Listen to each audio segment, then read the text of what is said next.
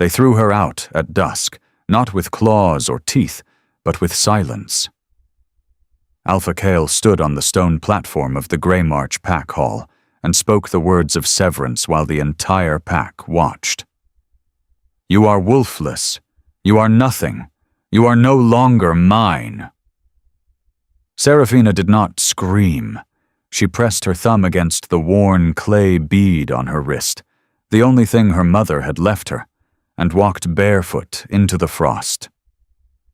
Behind her, the torches of the only home she'd ever known flickered and went dark, one by one, as if the pack itself was forgetting her. The Greymarch forest had no mercy for the wolfless. Seraphina knew that better than anyone. She had grown up hearing the elders whisper it, that the trees themselves could smell weakness, that the frost crept faster toward those without a wolf's heat to protect them. She had spent 22 years pretending she didn't hear those whispers. Tonight, there was no pretending left. She walked until her feet bled. The severance wound on her collarbone still burned, not the sharp pain of a claw mark, but the deep, radiating ache of a bond being ripped out by its roots. Alpha Kael had not used his claws. He hadn't needed to. The Alpha Command alone had done it, shearing through the pack bond like a blade through sinew.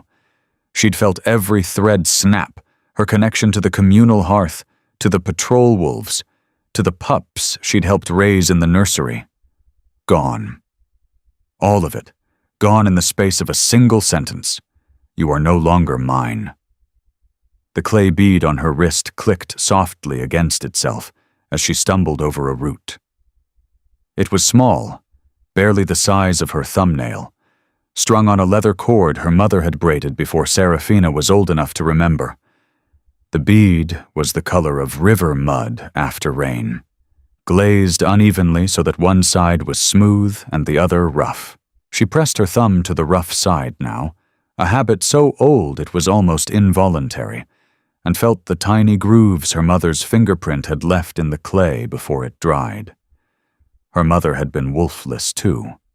That was the shame of it, the genetic stain that Kael had cited when he stood on the stone platform and addressed the pack. 2 generations of hollow blood, he'd said. The Greymarch line will not carry this weakness further. She hadn't been his mate. She'd never been anything so significant. She had been a ward of the pack, tolerated, fed, put to work in the nursery and the kitchens. She had earned her place with labor, with silence, with the careful art of making herself useful enough to keep and invisible enough to ignore. And it had worked for years. Until Kael's new Luna had arrived and declared she wanted no wolfless women near the Alpha's pups. That had been 3 days ago. Seraphina had not been given time to argue. Now the forest pressed close around her, and the temperature was dropping. She could feel it in the way the air bit at her wet cheeks, in the way the frost was already crusting the edges of fallen leaves. A human might survive a night like this, but a wolfless Omega, already weakened by severance, already bleeding, already running on nothing but the last dregs of adrenaline. She wasn't sure. She almost missed the barn entirely. It sat at the edge of a clearing she didn't recognize, a structure so old that the wood had gone silver with age. The roof sagged in the middle. One wall leaned outward, as though it had been exhaling for decades, and couldn't quite straighten back up. But the door was intact, and when she pushed it open, the smell of old hay and dry timber washed over her like something almost kind. She collapsed in the farthest corner, behind a stack of mildewed bales, and drew her knees to her chest. The clay bead pressed into the hollow of her throat as she curled tight. She was shaking. Not just from the cold, from the emptiness. The place inside her where the pack bond had lived was a raw, open wound, and she could feel it bleeding inward, filling her chest with a heaviness that made it hard to breathe. She didn't cry. She had learned very young that crying attracted attention. And attention, for a wolfless girl in a shifter pack, was never the kind you wanted. Instead, she pressed her thumb to the bead, closed her eyes, and whispered the only prayer she knew. Let me be small enough to survive. The wind howled outside, the barn creaked, and somewhere in the forest beyond the clearing, something moved, not toward her but around her, circling the perimeter of the barn in a wide, slow arc. She didn't hear it. She was already unconscious, her body finally surrendering to exhaustion and cold. But the wolves heard her. The first wolf arrived 20 minutes after Seraphina lost consciousness. He was enormous, dark gray with a silver streak across his muzzle that marked him as old enough to know better than to approach a stranger's scent. But the scent itself was what stopped him. It came through the gaps in the barn's warped planks like smoke, warm and layered, carrying notes of cedar ash and something deeper, something that smelled like the first rain after a long drought. The gray wolf lowered his nose to the ground and inhaled. His ears flattened. Not in aggression, in recognition. There was a frequency beneath the scent, a resonance that vibrated at the exact pitch of something he had been missing for so long he'd forgotten what it felt like. He circled the barn once, twice, then pushed through the sagging door with his shoulder and stood in the threshold, breathing. She was curled in the corner like a wounded animal. No wolf, no scent of pack, only the raw, cauterized smell of a fresh severance. Her feet were bloody. Her skin had gone pale in the way that meant the cold was winning. The gray wolf crossed the barn floor in 4 strides, lowered himself beside her, and pressed his flank against her back. Within the hour, 9 more came. They arrived in 1s and 2s, drawn not by any signal or howl, but by the same impossible pull, the same resonant frequency buried beneath her scent. A russet female with a torn ear. A pair of lean black wolves who moved in perfect synchrony. A massive brown male with scars across his shoulders, who looked like he'd fought border wars. A small white wolf barely out of adolescence who crept in last, trembling, and wedged herself between the russet female and the wall. They did not speak to each other. In their wolf forms, they didn't need to. The understanding was instinctual, bone deep, older than language. This woman belongs to us, not as property, not as prey, as axis. The wolves arranged themselves around Seraphina in a formation that any pack elder would have recognized, and none could have explained. It was a nesting, a configuration that hadn't been seen in the northern territories in over a century. 10 wolves, arranged in concentric arcs around a single center point, their bodies overlapping like the petals of a flower closing for the night. The gray wolf remained closest, his spine aligned with hers. The scarred brown male took the outermost position, facing the door. They radiated heat. Within minutes, the temperature inside the barn had risen enough that the frost on the hay began to melt, dripping in slow, quiet percussion onto the floor. Seraphina's shaking eased. Her breathing deepened. Color began to return to her hands. She didn't wake. But somewhere in the depths of unconsciousness, something shifted. The raw wound where her pack bond had been, that howling emptiness in her chest, began to close. Not with scar tissue, with something new. Tendrils of warmth crept inward from 10 different directions, each one distinct, each one carrying its own texture and temperature. The gray wolf's bond felt like stone, solid, ancient, immovable. The russet female's was softer, more fluid, like water finding its level. The young white wolf's bond was bright and uncertain, flickering like a candle in a draft. 10 bonds. 10 wolves. A new pack forming in the silence of an abandoned barn, written not in ceremony or declaration, but in the simple, radical act of choosing to lie down beside someone the world had thrown away. Outside, the forest went still. The wind died. Even the owls stopped calling, as if the entire woodland understood that something sacred was happening in the silver-gray barn at the edge of the clearing. Something that would rewrite the balance of power in the northern territories and bring an Alpha King to his knees. But that was later. For now there was only warmth. Only breath. Perhaps it was the way they were arranged around her, their bodies curved inward like parentheses, holding her in a grammar she didn't have words for. Perhaps it was simply that after a lifetime of being cold, the warmth was too precious to shatter with fear. She counted them. 10. The gray wolf beside her opened his amber eyes and met her gaze. There was no threat in it, only a steady, patient attention that reminded her of the way old healers looked at wounds. Assessing. Careful. "I don't," she started, and her voice cracked. She hadn't spoken since the severance. "I don't understand."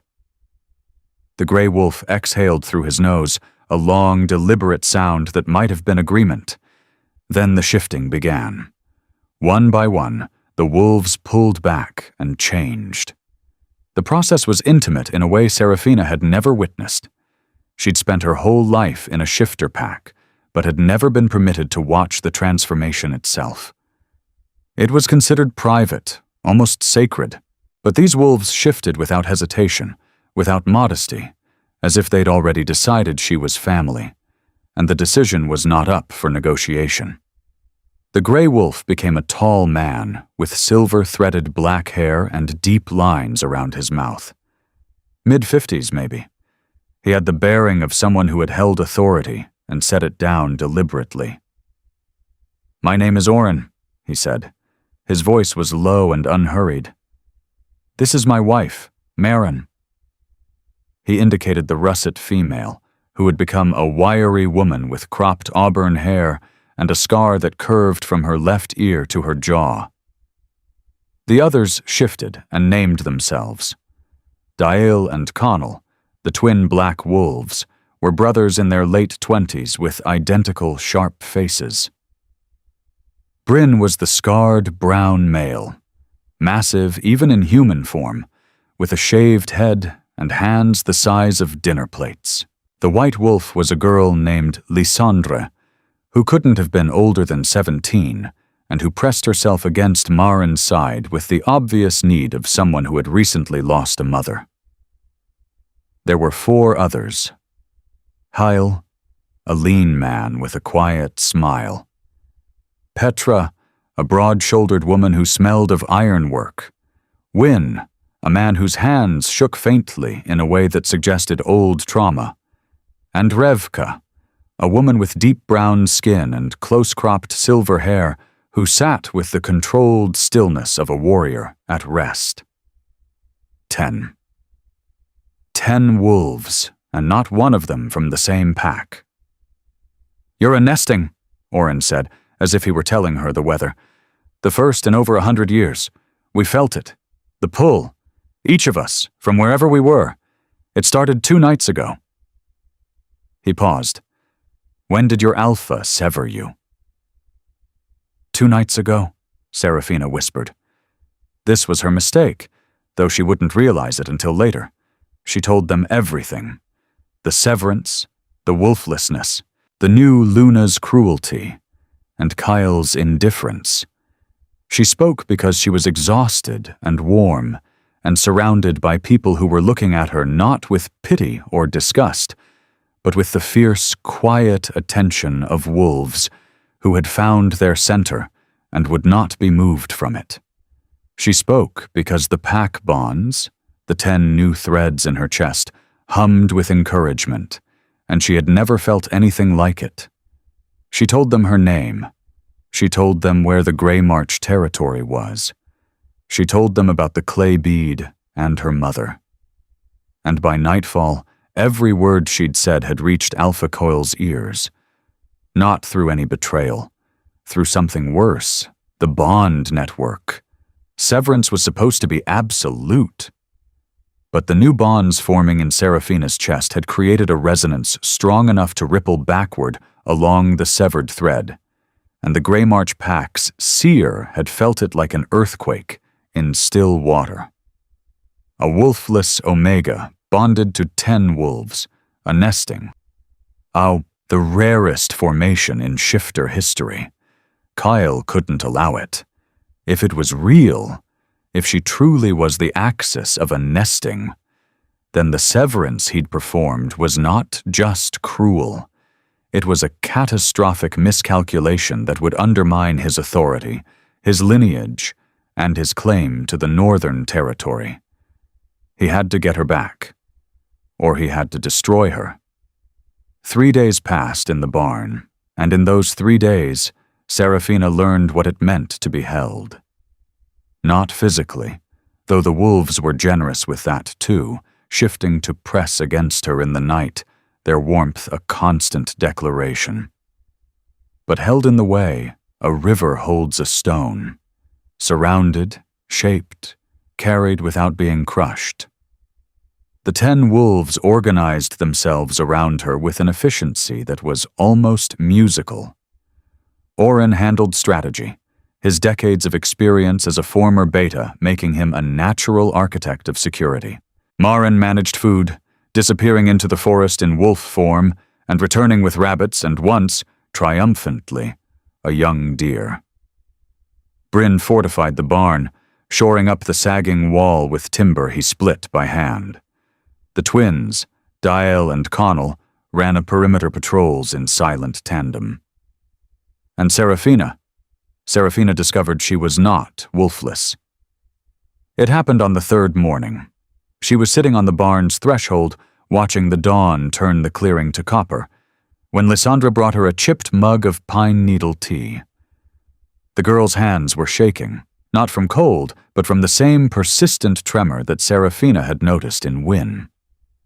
Grief tremors, the body's way of processing a loss too large to hold still. Seraphina reached out and steadied the mug. When her fingers touched Lysandra's wrist, something happened. It started as a hum, a vibration so low it was more felt than heard, originating not from Seraphina's chest but from the marrow of her bones. The sound rose through her hands and into Lysandra's skin, and the girl gasped, not in pain, in release. The trembling stopped. The tension in Lysandra's shoulders, tension she'd carried so long it had become invisible, simply dissolved like frost meeting sunlight. "What did you do?" Lysandra breathed. Seraphina pulled her hands back. The humming stopped. "I don't know." But Oren, who had been watching from across the barn, set down the piece of wood he'd been carving and crossed to her with a look on his face that was equal parts wonder and recognition. "Vox anime," he said quietly. "The soul voice. I thought it was extinct," he explained. In the old histories, the ones that predated the current Alpha hierarchy by 1,000 years, there had been wolves who carried not a shifting wolf, but something else. Something rarer.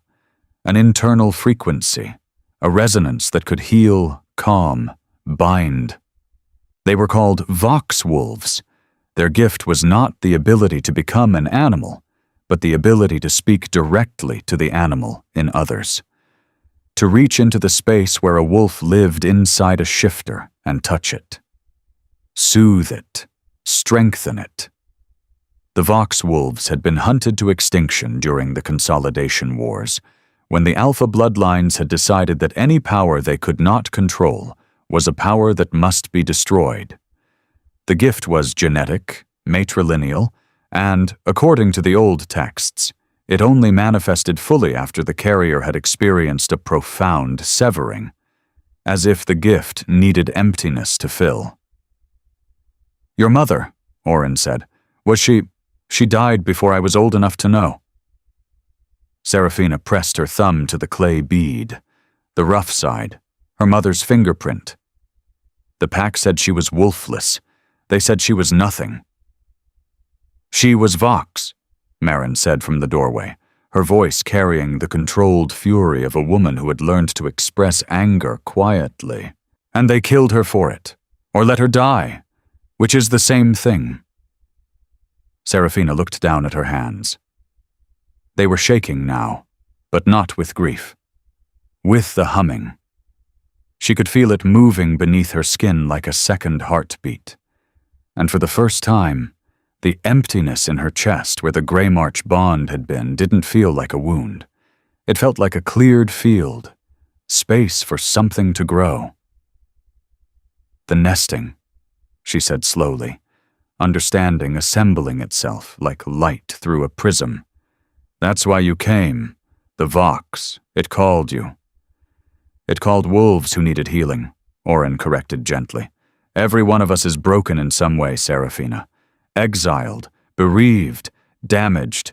Your gift called to the fractures in us, and we came because the fractures wanted to be whole. She looked around the barn, at Wynne, whose trembling hands had steadied since she'd arrived, at Lysandra, who was sleeping now with the peaceful face of someone whose nightmares had quieted, at Bryn, who had not flinched at a sudden sound in 2 days, at Revka, who had begun to smile. 10 broken wolves. 1 wolfless girl who wasn't wolfless at all. Kael will come, she said. It wasn't a question. Yes, Oren said. He will. He'll say I'm his. That the severance was a mistake. He'll try to take me back. Yes. Seraphina closed her fingers around the clay bead. The rough side pressed into her palm, and she felt the hum rise, not just in her hands now, but in her entire body, radiating outward through the 10 bonds like light through fiber. I won't go, she said. 10 wolves felt the words not as sound, but as vibration. A low, resonant pulse that settled into their bones and became part of their architecture. A foundation stone, an axis point. Oren smiled. It was the first time she'd seen him do it, and the expression transformed his weathered face into something unexpectedly warm. No, he agreed. You won't. Kael arrived on the 5th day with 30 wolves at his back. Seraphina heard them before she saw them. The particular cadence of a war formation moving through dense timber, paws striking the forest floor in synchronized rhythm. It was a sound she'd grown up hearing during border disputes, and it had always filled her with dread. Now, standing in the doorway of the barn with the morning sun behind her, she felt the dread rise and then, remarkably, transform. The humming in her bones intercepted it, metabolized it, converted it into something cleaner. Not courage, exactly, something more fundamental. Clarity. Kael broke through the tree line in human form, which was itself a statement. An alpha who approached in his skin, rather than his fur, was declaring that he had already won, that the situation did not merit the dignity of his wolf. He was tall, dark-haired, with the kind of angular beauty that photographed well and concealed a multitude of cruelties. His new Luna, Celine, walked half a step behind him, her blonde hair braided with silver thread, her expression carefully arranged into concern. Behind them, the 30 wolves fanned out in a half-moon formation. Border wolves, patrol wolves, enforcers. Seraphina recognized faces she'd fed in the nursery, voices that had once called her name without malice. They wouldn't meet her eyes now. Seraphina. Kael stopped at the edge of the clearing. His voice carried the harmonic undertone of an alpha who was accustomed to being obeyed on the cellular level. You need to come home. She felt the alpha command press against her skin. Not the full force of it, because she was no longer bonded to him, but the residual weight that any alpha could project toward any wolf within range. It was like standing in a strong wind. She had to brace against it, but it could not move her. "I have no home in Greymarch," she said. Her voice was steady. The hum was steady. "You made sure of that. The severance was—" He paused, recalibrating. She watched him do it, watched the calculation happen behind his gray eyes as he abandoned whatever script he'd prepared and switched to a different approach. "It was hasty. I was wrong. I'm here to reverse it." "You can't reverse a severance," Oren said from inside the barn. He stepped into the doorway beside Seraphina, and the effect on Kael's formation was immediate. 3 wolves in the rear shifted their weight backward.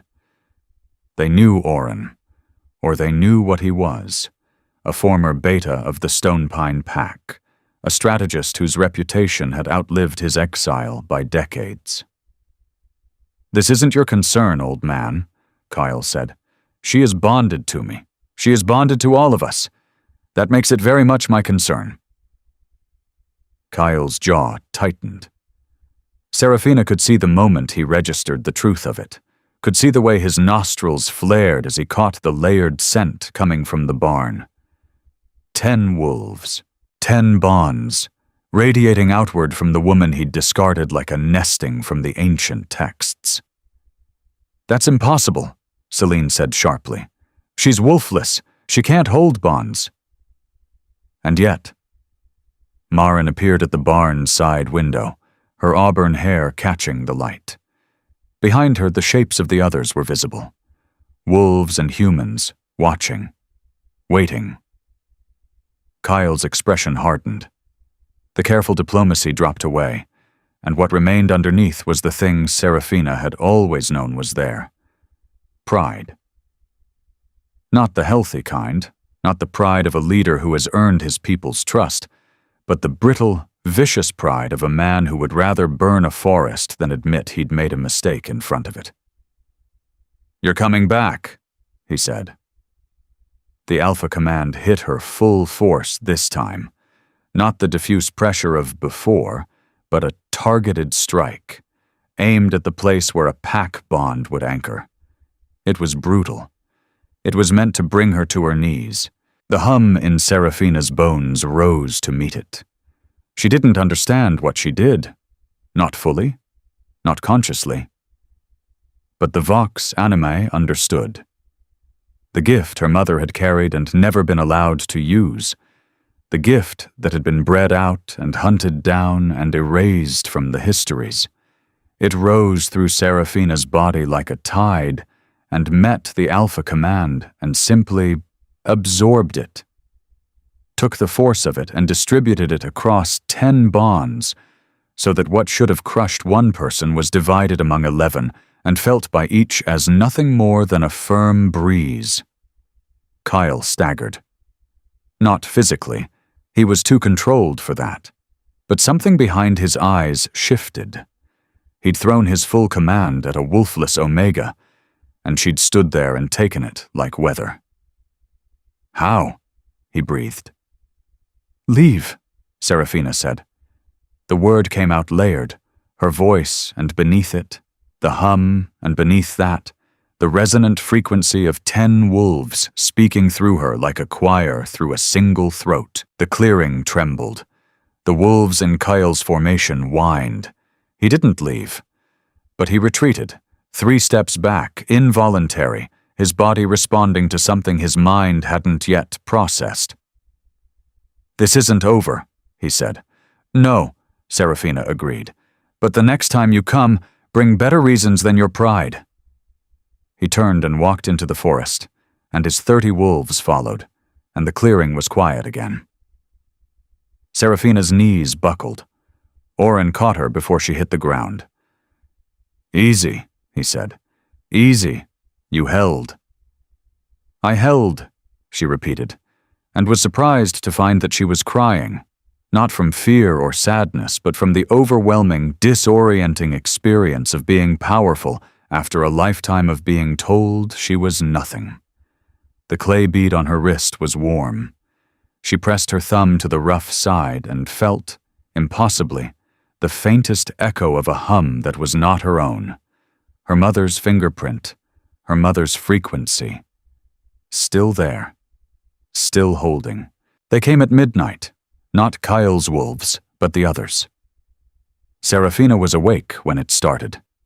She'd been unable to sleep since the confrontation, her body still vibrating with the residual charge of having channeled the Vox at full force for the first time.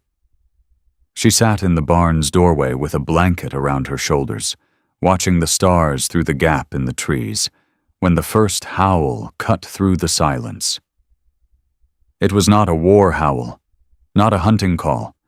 It was a lament, the long, wavering cry of a wolf in spiritual distress, the sound that pack elders called the hollow note, because it carried the particular frequency of a bond stretched past breaking. Seraphina had heard it once before, years ago, when a mated pair in Greymarch had been separated by a border dispute, and the female had howled from the ridge every night for a month until her mate was returned. But this wasn't one wolf. This was many.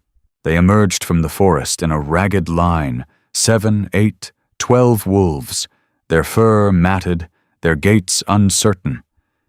They were Greymarch wolves, and Seraphina recognized them with a jolt that bordered on physical pain. There was Fen, who had taught her to braid rope. Maera, who had slipped her extra bread when the kitchens were monitored. Old Theron, whose arthritic wolf form was so stiff that he walked more than he ran. And the pups, 3 of them, barely old enough to shift, their small bodies weaving between the adult's legs. They stopped at the edge of the clearing, and Fen shifted first. He was a tall man with red hair going gray at the temples, and his face was wrecked with exhaustion and something worse. Shame. "We didn't know," he said. His voice cracked. "Seraphina, we didn't. When Kael came back, he told us what happened. What you did. What you are." He swallowed hard. "He said you were dangerous. That the Vox was a corruption, a sickness. He ordered the pack to prepare for a purging assault."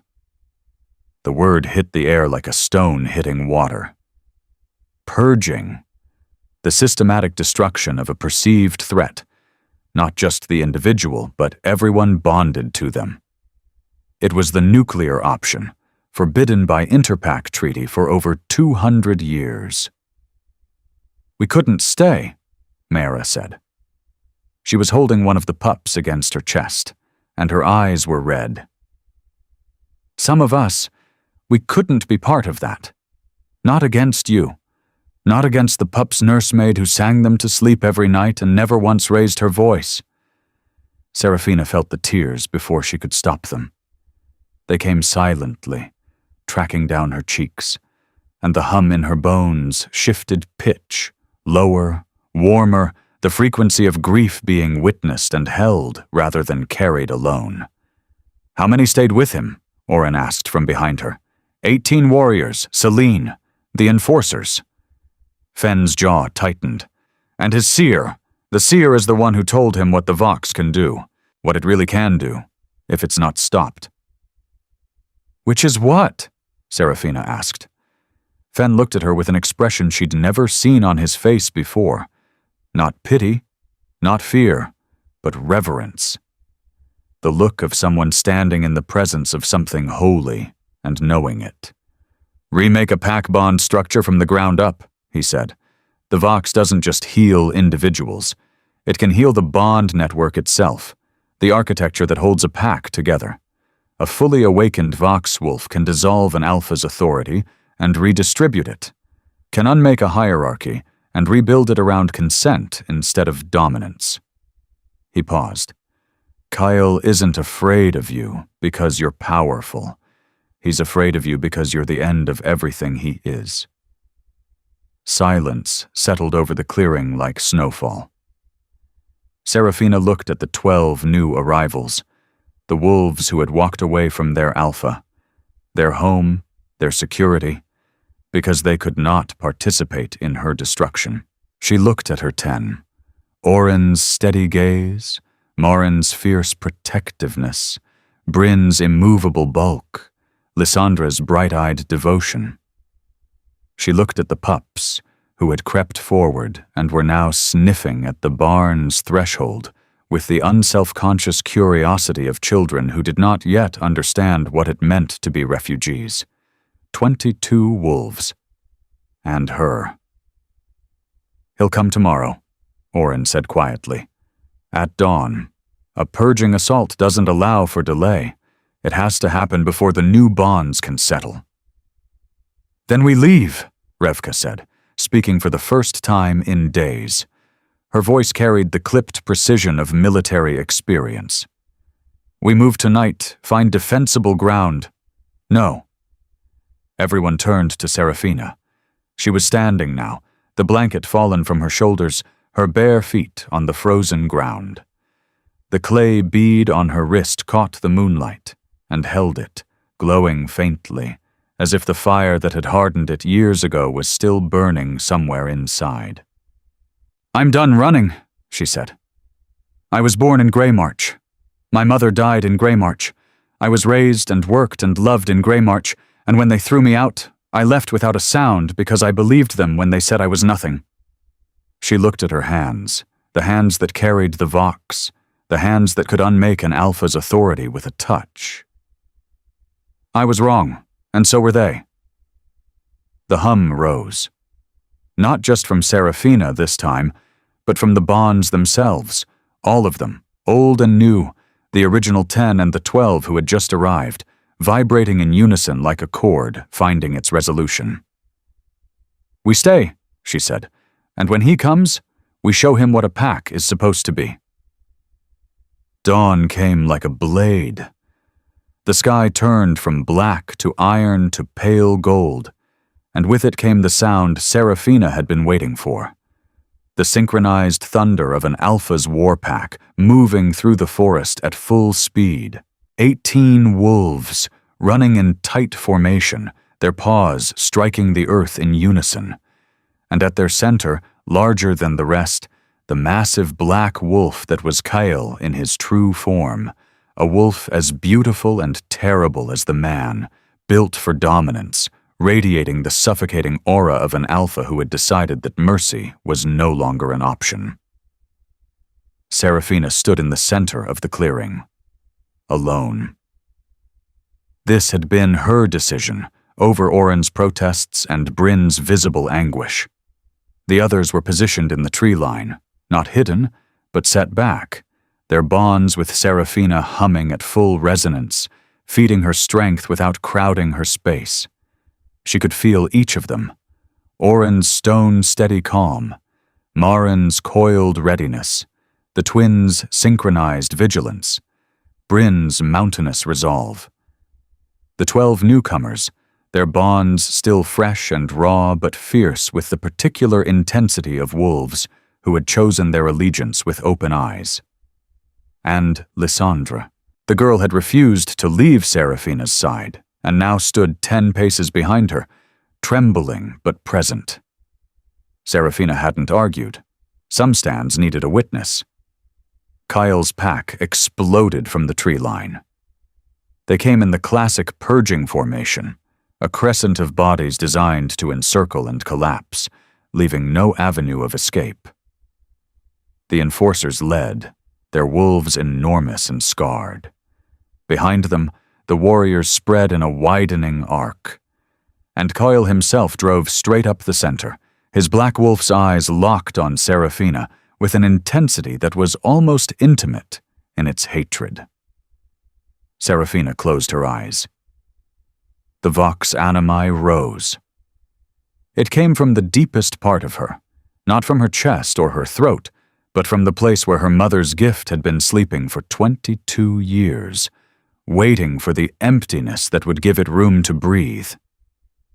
It was not a sound, though it expressed itself as one. It was not a weapon, though it could shatter.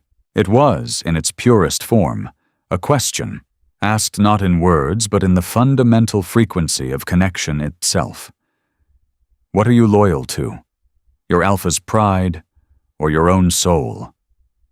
The question hit the charging wolves like a wall of water. The formation broke. Not all at once, the enforcers, conditioned beyond individual will, kept coming for another 3 strides, but the warriors behind them stumbled, slowed, stopped. Their wolves whined, their ears flattened, because the Vox was not commanding them. It was not overpowering their will the way an alpha command did. It was doing something far more devastating. It was giving them a choice. Seraphina could feel it happening through the frequency, the Vox reaching into each wolf and illuminating the bond that connected them to Kael, showing them its architecture, its weight, its cost, showing them every flinch they'd swallowed, every instinct they'd suppressed, every moment they'd obeyed not out of love or trust, but out of fear. The Vox made the invisible visible, and some of the wolves could not bear what they saw. 7 of them broke formation, then 4 more. They peeled away from Kael's crescent like petals falling from a dead flower, their wolves crouching low, their bellies to the ground, not in submission but in release. The posture of wolves shedding a bond they'd never chosen. Kael's black wolf skidded to a halt 15 feet from Seraphina. He shifted mid-stride, a violent, graceless transformation that left him standing naked and heaving in the frost, his gray eyes wild. "What have you done?" he snarled. "I've done nothing," Seraphina said. The hum was still present, still radiating, but quiet now, an ambient frequency rather than a directed force. I asked a question. They answered it. "They're my wolves. They're their own." She stepped forward. 1 step. 2, close enough to see the veins in his temples, the way his hands were shaking. Not with the tremor of Wyn's old grief, but with the specific, bone-deep vibration of an alpha whose authority was dissolving in real time. "That's what you never understood, Kael. They were always their own. You just made it too expensive for them to remember." He lunged. It was not strategic. It was not planned. It was the reflexive violence of a man whose identity was collapsing, and he came at her with claws half-shifted, his hand aimed at her throat. Bryn intercepted him. The impact was enormous. 260 pounds of scarred muscle meeting an alpha in freefall, the collision sending both of them tumbling across the frozen ground. But Bryn didn't attack. He pinned Kael with the precise, clinical efficiency of someone who had done this before and took no pleasure in it. 1 massive forearm across the alpha's chest, his weight settling like a verdict. "Enough," Bryn said. It was the most Seraphina had ever heard him speak. Kael struggled. Then he stopped. Not because Bryn's strength overpowered him, but because the bonds were gone, all of them, every connection that had fed his alpha authority, dissolved or redirected. He was, for the first time in his life, just a man. A strong man, a gifted shifter, but just a man. And a man pinned by a larger man cannot do much except breathe. Celine had not followed. The enforcers who remained had shifted back to human form, and were sitting in the frost with the dazed expressions of people waking from a long, controlled dream. Seraphina knelt beside Kael. The clay bead on her wrist swung forward, and she caught it in her palm, held it where he could see it. "My mother made this," she said quietly. "She pressed her thumb into the clay before it dried. That's her fingerprint. That's the only thing I have of a woman your pack let die because her gift frightened them." She paused. "I'm not going to do the same to you." His eyes, gray, furious, terrified, broken, stared at the bead. "Your wolves who left you can choose where they go. The ones who stay loyal to you can rebuild if they want. But the Greymarch territory answers to a pack council now, not an alpha alone. That's the price. You can't. I can. The Vox can dissolve and restructure any bond network in range. It's already done. She stood. Go home, Kael. Build something that doesn't require people to be afraid. Bryn released him. Kael stood slowly, unsteadily, like a man learning to balance without a counterweight he'd carried his whole life. He left without another word. 7 wolves followed him, the enforcers and a handful of loyalists. The rest stayed where they were, their faces turned toward Seraphina like flowers toward light. She didn't feel triumphant. She felt tired and sad, and enormously, achingly aware that what had just happened could not be undone. Lysandra's hand slipped into hers. You did it, the girl whispered. Seraphina squeezed her hand and said nothing. The hum in her bones was quieting, settling into something sustainable, something she could carry without being consumed by it. She pressed her thumb to the clay bead, felt the grooves of her mother's fingerprint, and breathed. Spring came to the clearing like an apology. The snow melted in slow, deliberate stages, revealing the ground beneath, not the frozen, iron-hard earth of winter, but something softer, darker, richer. Soil that had been resting. Soil that was ready. Seraphina stood in the doorway of the barn, which was no longer just a barn. Over the past 2 months, Bryn and the twins had reinforced the structure until it resembled something between a great hall and a den.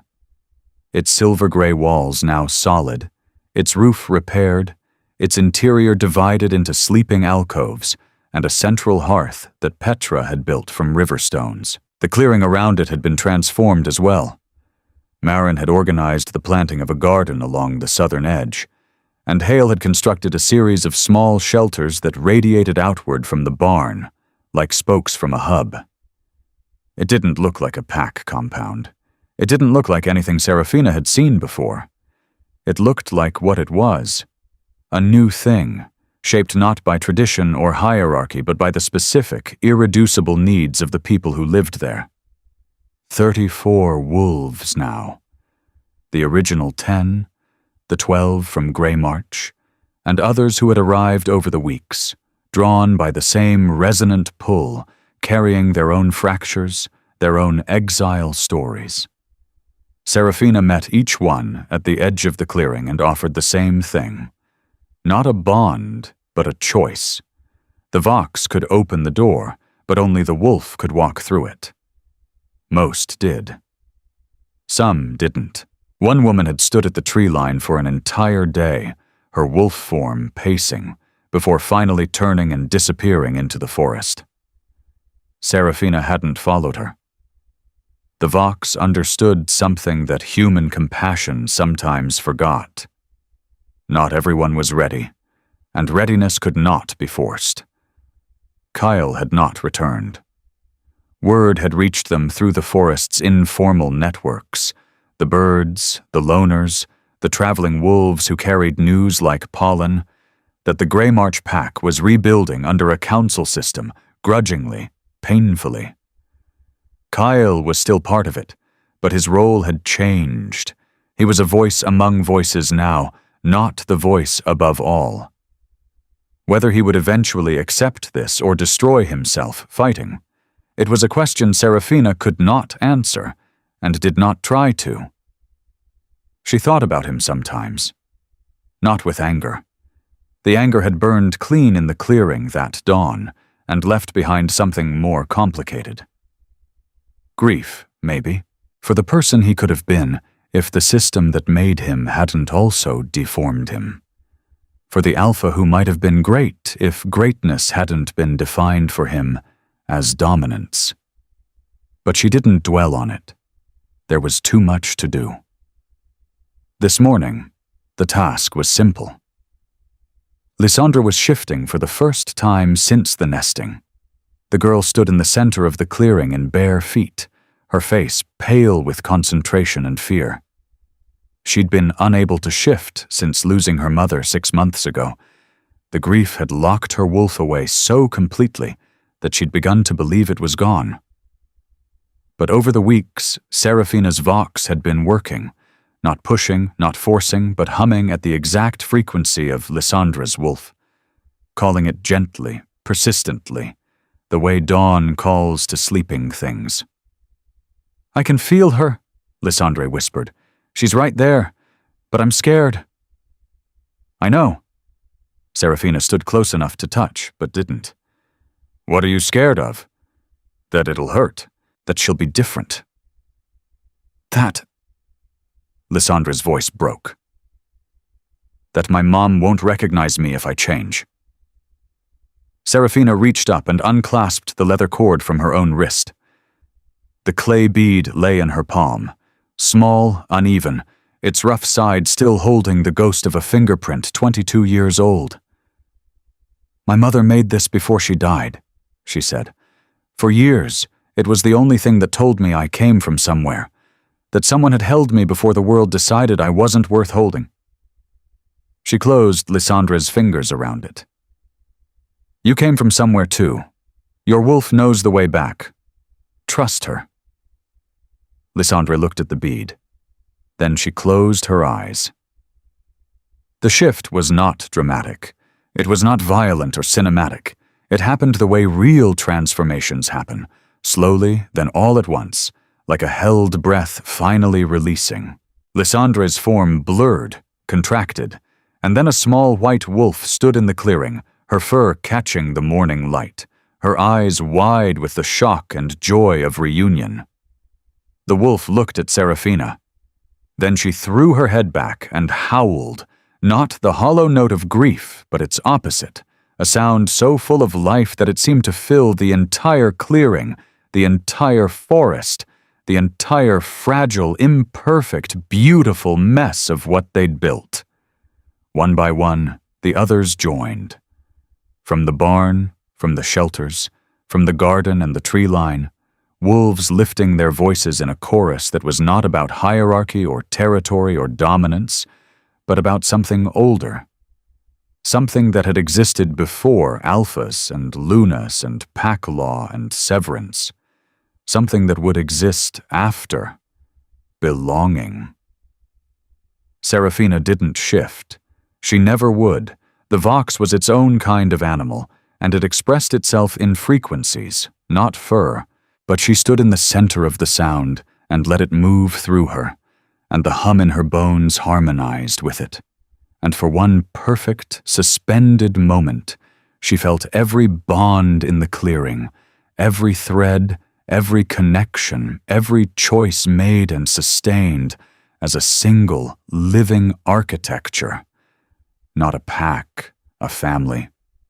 The white wolf padded over and pressed her nose against Seraphina's hand. The clay bead, still clutched in the wolf's shifted form, had left a faint impression in Seraphina's palm, a small oval mark, like a thumbprint. Like her mother's thumbprint. Like the beginning of something that would not be erased. The sun rose higher. The snow continued to melt. And in the clearing, surrounded by the sound of wolves who had chosen to be whole, Seraphina pressed her palm to her chest and felt, for the first time in her life, that the space inside was not empty. It was full. It was home. Thank you for listening. If this story made you feel something, if Seraphina's journey from a frozen barn to the center of a new pack touched your heart, then you're exactly the kind of person we make these stories for. Hit that subscribe button so you never miss a new tale. Drop a comment and tell us, which moment gave you chills? The nesting? The vox reveal? That final howl?